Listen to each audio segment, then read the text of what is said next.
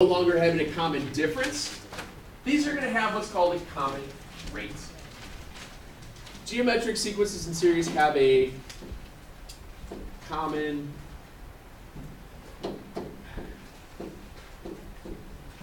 rate. Get it? Geometric. So here's a geometro. Where do you want me to put it? Lifted. Do you want me to put it up here? Anyway, whatever. Common rate. Think multiplier.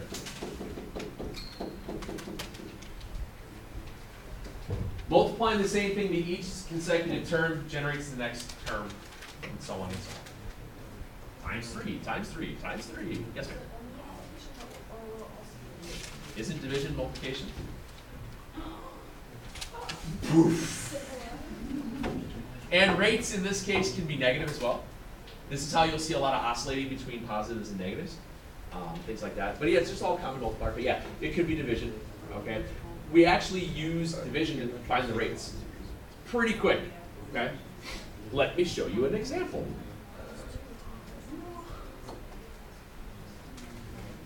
If I look at these two sequences, 1, 2, 6, 24, 20. Well, it's times 2, times 3, times 4, times 5. We could probably figure out the next one would be times 6, but is that a geometric sequence? No. No, you're multiplying every time. It's still some sort of a sequence that you could figure out the pattern to without too much of a hassle. That still works, but it's not technically a geometric sequence, so our rules that we can develop with this won't apply. Okay? 8? No. The answer is no. Now the second one, 81, 27, 9, 3, 1, we're dividing by a 3 or we're multiplying by a third. Okay? So each one of these terms, you're multiplying to get to the next one, times a third, times a third, times a third, times a third, and so on and so on. So you could continue on that sequence all day long. But that's no fun. So let's just write out the generic rule. So the generic rule for a geometric sequence.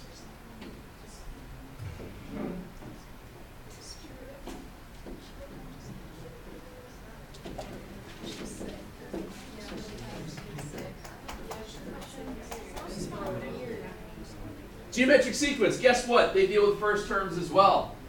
I know. It is the first term times the rate to the n minus 1. The nth term of a geometric sequence will be defined by the nth term of a geometric sequence will be defined by the first term times the rate to the n minus 1. So it'd be like 27 and minus 1. What has the exponent? Oh, so you can't. Correct. And the example we have here, my first term is 81, bless you. And my rate would then be 1/3 to the n minus 1. And you'll see it written like that. It's an exponential function.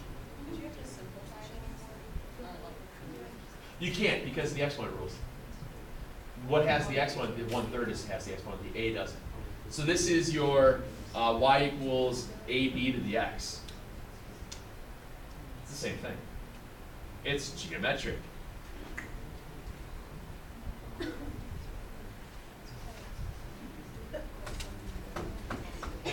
Okay, that was fun. So, yeah, pretty much. So let's write the rule for this and find the 8th term. And just like we did with arithmetic, we will write the rule. We're going to have what's the rule if you know two terms. And we'll do the sums and how many numbers do I need to add up to equal a certain value. It's all the same basic material, but we're dealing with exponents this time around as opposed to linear functions. These are exponential functions. So we have -8, -12, -18, -27. In order to figure out a lot of times what the common rate is, my suggestion is always to go second term divided by first, third term divided by second, fourth term divided by third, to see if there's a common fraction there, if there's a common ratio. How much? 3 halves. I agree. Good work. Everybody see that? 3 halves? So, rule, first term, rate, n minus 1. Well, negative 8 times 3 halves to the n minus 1. Which means the 8th term would be negative 8 times 3 halves to the 8 minus 1. And guess what you can do? Put your calculator. Ding, ding, ding, ding, ding, ding, ding, ding. This is gonna be great. It's gonna be great. Okay? And I don't know what number it is, but it's something. Negative. How much? 136.68.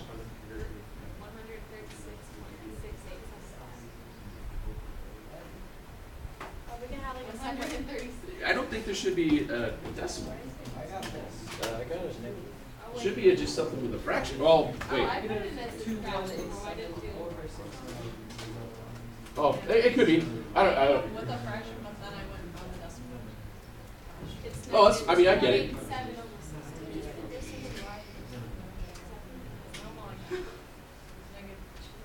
Oh, yeah, okay. I see what you're saying. All right. And then you hit the double arrow, so that would be negative 2187 over 16. Whatever. Are we gonna have like a separate like sum formula for this too? Why, yes, we will. Okay. Or formula. As a heart attack, Wait, what do we do? Negative 1 is 10. probability, Oh. Oh, yes. What's after probability? statistics. We combine it. Probability, statistics. What's after that? Final.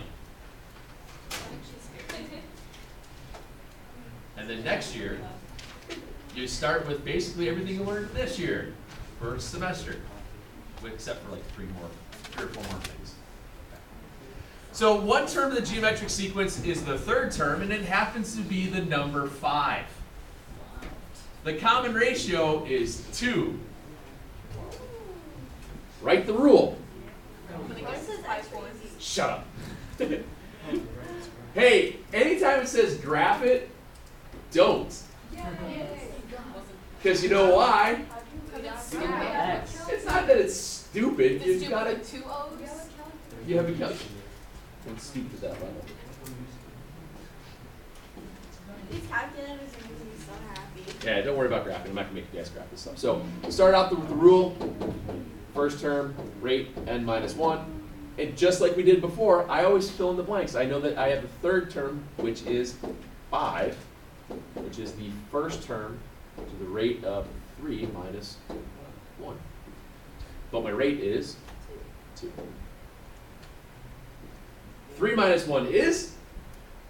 2. 2 squared is? 4. 1 is. Wait, no. Which means my first term was? Shocking. Yeah, I forgot to erase it. Leave it alone. So there's your first term, and then you can go back and rewrite the rule. Exactly like you did yesterday, but now you have multiplying as opposed to subtractions and stuff. It's no longer linear. So your rule, 5/4 times 2 to the n minus 1. Yeah, I know. You just put it right together. You do not multiply 5/4 times 2 and get 5 halves because the 2 has the exponent. Since 2 has the exponent, you have to follow. Please excuse my dear Aunt Sally. Someday it could be, please excuse my dear Aunt Sadie, for she doesn't know what she's doing. Oh. That was funny, come on. She probably doesn't even answer. Oh, Yeah. Dear, yeah. sorry, Sadie, I'm sorry. Oh, yeah, Casey. Oh, awkward. You can still be an aunt Dog. and only child. It's true. Yeah. No. Let's go with 2 Her terms. husband has his Sadie's Hey, guess what happens when you have two terms? The same thing that happened last time. Systems of equations. Very systematic. This is your sixth one. I don't think it's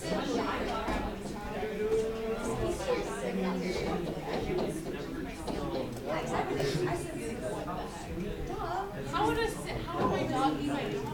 All right. Because like. Ladies, thank you. Again, we know specific terms in the sequence. What we're going to do is, if you think about it, the nth term and the n are always going to correlate to one another. First term and rate.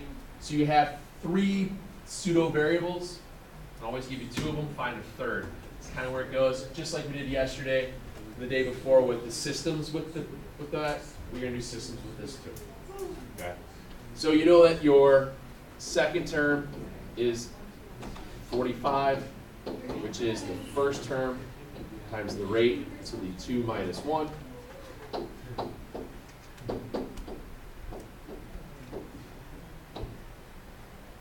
get that? Isn't r to the first power just r?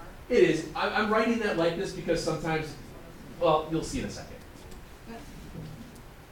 Same deal here.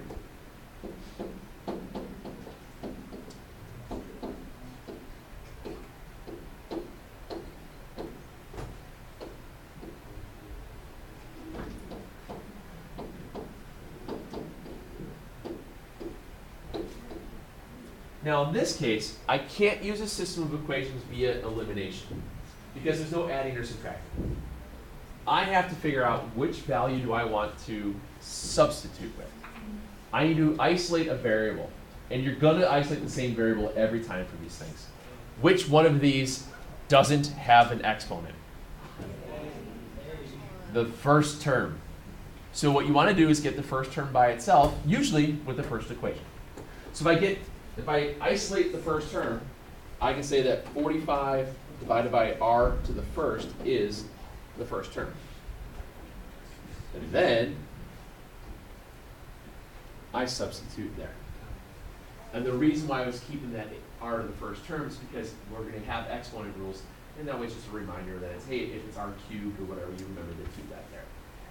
So you're going to get negative 12, 15 is 45 over r to the first times r to the fourth. And you play war games with your exponents. So r to the fourth over r to the first becomes cube.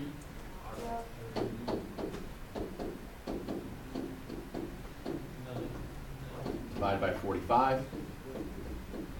And then how do you undo cubing? Cube root. So let's see. Negative 12, 15 divided by 45. I believe it's negative 27. I might have done this problem earlier. Yeah.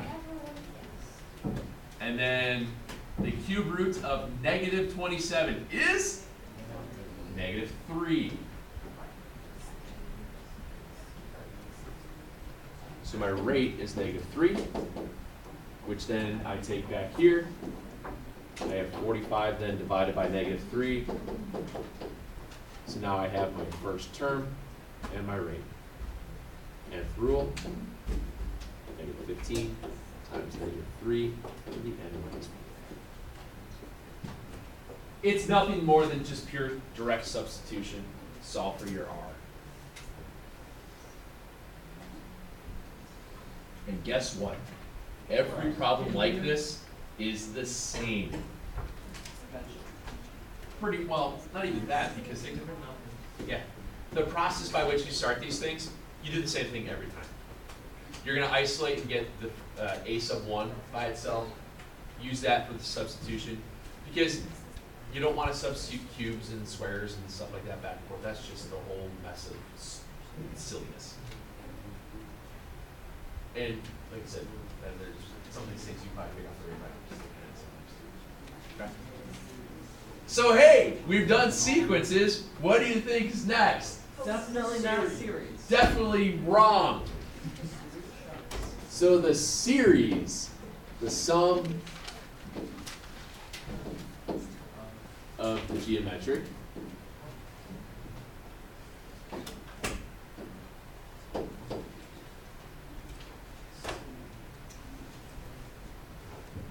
ooh, excuse me. Oh, I forgot which one this was. I was about to write it wrong. The sum of the geometric series looks a little bit weirder. The sum of the geometric is going to be first term times 1 minus r to the n over 1 minus your r.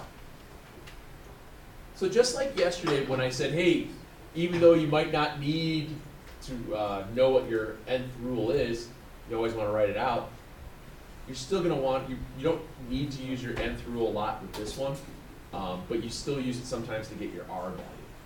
But notice where the exponent, or what the exponent is. In series, your exponent is the n value, which means you have to remember, if you have to solve for how many of them you have to add together to get a certain number, how do you solve for an exponent? We did this a while ago. Maybe knowledge grows on trees. You do the thing where you exponentiate everything, right? What was that with?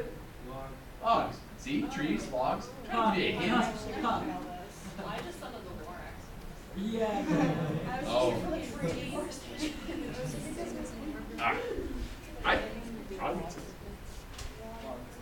So,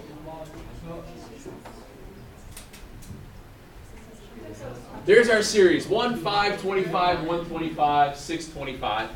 I would never guess 5. I know, it's tough. It's times 4. The answer is 7. So what I want to do is, it said to find the sum of the first 10 terms. Okay? The sum of the first 10, this first term, 1 minus the rate to the n over 1 minus the rate. Collaborate, listen. So my first term in this case is how much? 1. So the sum of 10 of them is going to be 1 times 1 minus my rate, which is 5 to the 10th power, over 1 minus my rate. Wait, so is it like 1 minus 5 and so the 10 only is to the 5, right? Correct. Yep. Now for y equals 1 minus 5 to the 10th over 1 minus 5. Times 1. So let's hear it. Okay, times 1. Yes, ma'am. This is for the next, it's usually for the next part, which is, can n be less?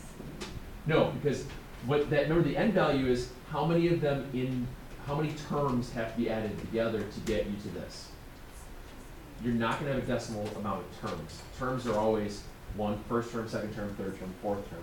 This means, do I have to add 5, 6, 7, 8, 12 of them together to get to 3906? That's a lot of terms. So less than 10. It's less than 10. Very good. Ding, ding, ding, ding, ding. So here's what we did. Let me put this on a clean one real quick. So what I want to do is sum. How many of them do we have to add together to get to 3096? Here's what I want to do. I write out the formula again.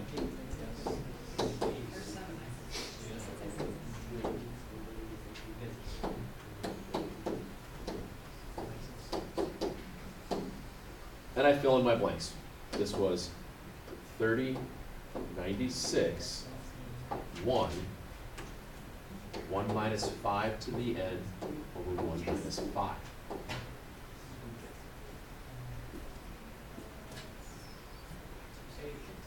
Now, just hold on. When I do this, what I'm always going to try and do is divide by my first term first. Get rid of whatever's out in front of the parentheses. In this case, it's easy. It's 1. Nothing changes. Everybody okay with that? All right. So I'm going to show the step anyway, just so you guys remember. I'm moving that out of the way, and I'm going to get still 30. 96 is 1 minus 5 to the n over negative 4. Then I multiply by negative 4.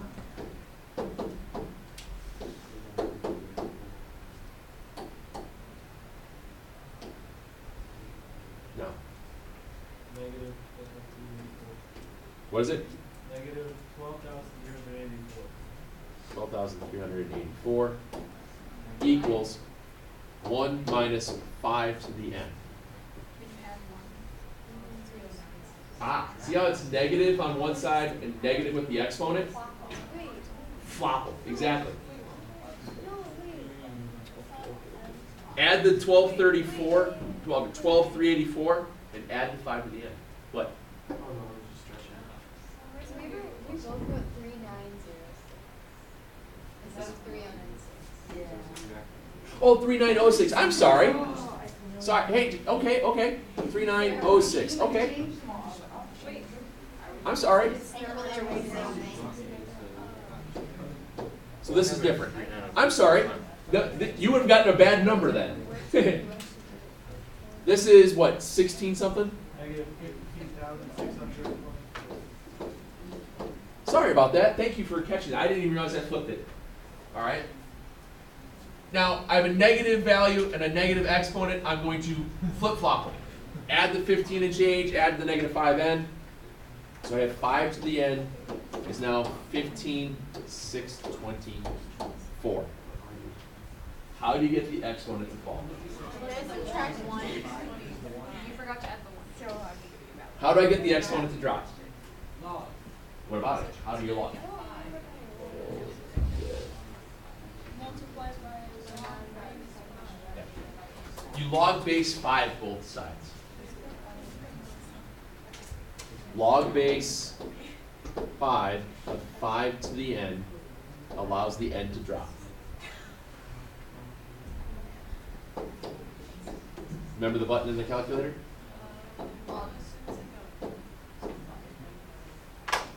I believe it's alpha window 5. Yeah. Alpha window 5.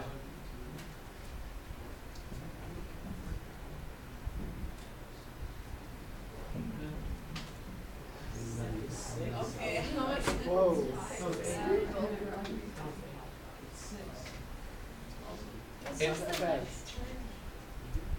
And a lot of these things you could probably guess and check something. Alpha window 5 is I think like a little sheet that tells me all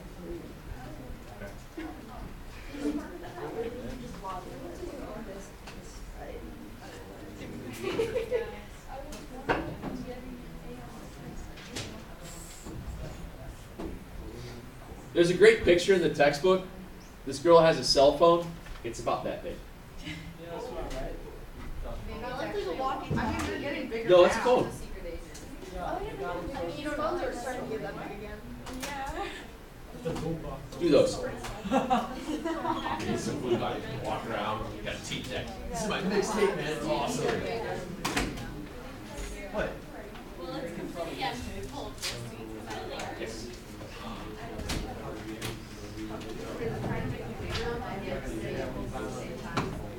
Told you this wasn't bad. Give me a sec. I'll pull it up here for you too. Yeah, it's 11:03.